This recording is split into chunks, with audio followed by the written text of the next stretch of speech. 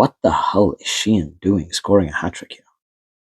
This isn't right. This is inhuman. Like, the guy, he is a robot. Like, it's not fair how good Dan Sheehan is. How many players are truly better than Dan Sheehan right now at hooker? Just wow, the guy is bloody phenomenal. Absolutely, absolutely phenomenal. But guys, look, real talk. I think Ireland, obviously, they did come through with the win, winning 22-17, but it wasn't enough. It was it was not enough. I was really really hoping that Ireland were going to come through with a better performance in this. Obviously, they do get the bonus point because they managed to get 4 tries, but this is not the kind of performance that you were expecting Ireland to be putting in up against Italy. It really really isn't. And we look at the performances that they had up against England and Scotland. They were bloody brilliant. They were dominant. But it just seems after France, everything has gone downhill. What happened after France? We saw Wales come through, resurgent Wales, a very strong Wales come through and really put a lot of pressure on Ireland. And they managed to get the win, yes, but it wasn't necessarily a very convincing win in all aspects. It's not convincing like it was pre-France. Um, this was not an Ireland side that you would have seen. Well, if we had to think before, you would have thought France versus Ireland versus Wales would have been a walk in the park, 50, 60 pointer. Wasn't so. Wales put in a very very strong first half, but they were not able to continue in the second. And now we look at this Italy game, another team that you were expecting Ireland to really really put on the works and just run through them. But no, again, they didn't. Italy put in a hard fought performance, but it just felt, I don't know if it was just me, but it just felt Ireland were just lacking that oomph. And don't get me wrong, the tries were beautiful, and you know they they played well, but it just feels like this Ireland side should have done so much more up against this Italy side.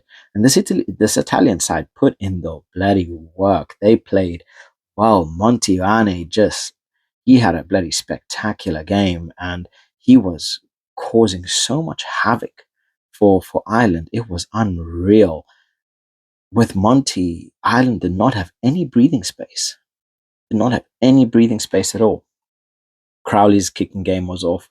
He only managed to convert one of the 4 tries, and yeah, it just felt, I don't know, it just felt like Ireland were off, right? Because we've seen Ireland when they are on, and they are damn near enough unplayable.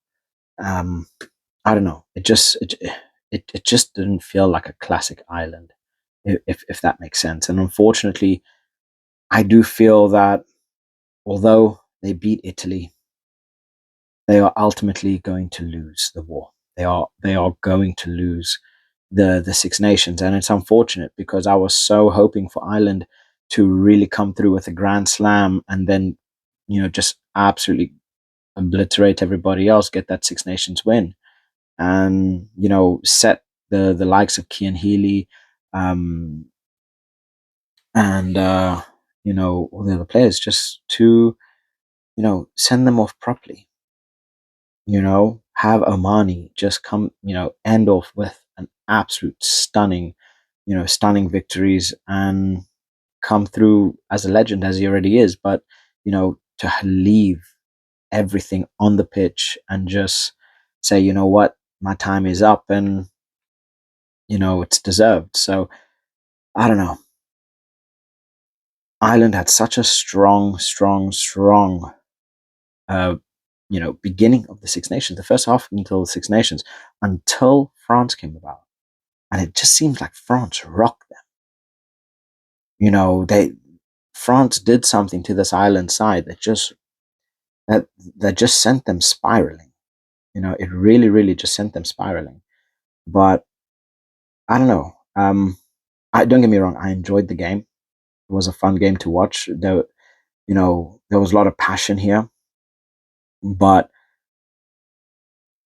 Italy should not have been allowed to play the way that they did. And we know Ireland are good enough to do that. And as much as I'm happy that Ireland came through with a win, and I'm ecstatic about, you know, seeing some of these players, seeing Dan Sheehan come through with a bloody performance that's just ridiculous, backing himself 3 tries. He was just an absolute powerhouse. You know, he was a menace. But it just feels it was not enough. It was not enough. So we might be having a different conversation here come the end of the day, because France is still due to play Scotland. And we saw England play. Yes, it's a little bit of a later game, a little bit of later video. Sorry, because I was watching the England game. Um, but England absolutely slaughtered Wales. Literally gave them a hiding of all hidings and sent them packing in their own stadium. Um, I just feel Ireland, unfortunately, they bottled it, and it's because I wouldn't even say they bottled it. France just put in such bloody performances. It made it so hard for for Ireland to do much. And when that game came around and France put the works to Ireland, it just, everything changed with that one game. Everything changed with that one game. And yeah, honestly, I can see France beating Scotland. Um, and I can see France lifting the Six Nations. But I don't know. This is going to be a game. Well, sorry, this is going to be a tournament to lick their wounds, understand where they went wrong, come back next year, and really put that work in. Understanding the danger of France, right? That danger is real and it's only getting worse. But then you have the likes of England putting in some serious performances in the back end of the Six Nations and really showing people what they're worth, right? So obviously Ireland are going to keep improving. Next year is going to be a completely different year for Sam Prendergast, being much stronger, um, faster, a much more experienced player, not only at a club level but internationally as well.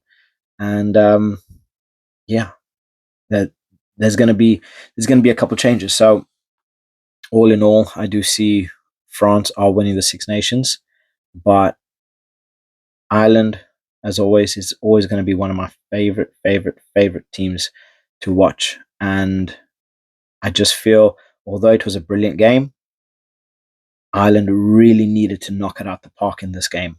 They really, really needed to knock it out the park, um, to really put a dent in in France's hopes of clinching that Six Nations. But look, it was a bloody brilliant game. Like I said, Monty was just a nightmare. Dan Sheehan was just the presence that he always bloody is. He was just an absolute presence, and people really struggled. People really, really struggled. Um, Obviously, having Dan Sheehan come off on the 70th minute on for McCarthy, but yeah, it just it just wasn't there. It just wasn't there. Another one that I'm really, really happy with though is Furlong. A little something about Furlong, because I am so happy to see Furlong back. I don't think you guys actually understand how happy I was to see Furlong come on and just put in work. And I think this is what we're going to have next year. So, guys, let me know what you guys think. Please leave your comments in the comment section below, and catch you guys in the next one. Bye.